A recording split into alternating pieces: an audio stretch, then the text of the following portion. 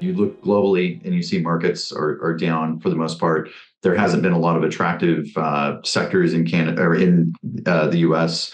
AI is trending, but other than that, a lot of tech is down. Anybody that's paying attention to the public markets, Tesla's not having a great time right now, but there's a lot of scrutiny, and so investors are looking for places to place capital. They have to deploy it. They have to make sure they're getting a return.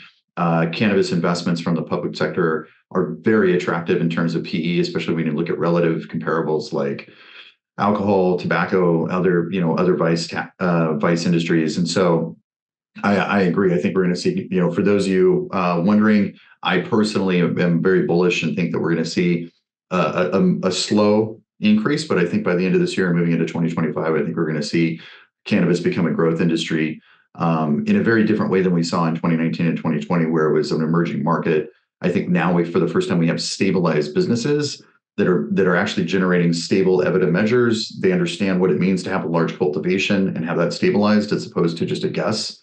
Same thing with manufacturing, same thing with substantive brands, retailers that have multiple locations.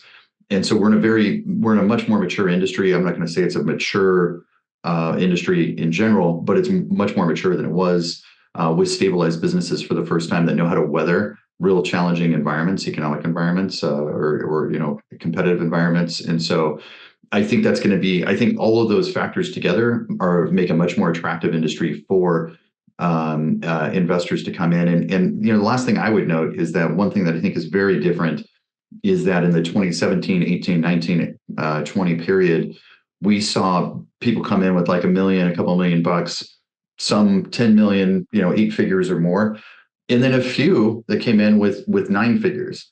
But if BlackRock decided to come in and put 10 billion into this, we're talking about such a different deployment of capital that we could see from some of these big groups. It's such a different thing that I think it shifts the needle in an interesting way.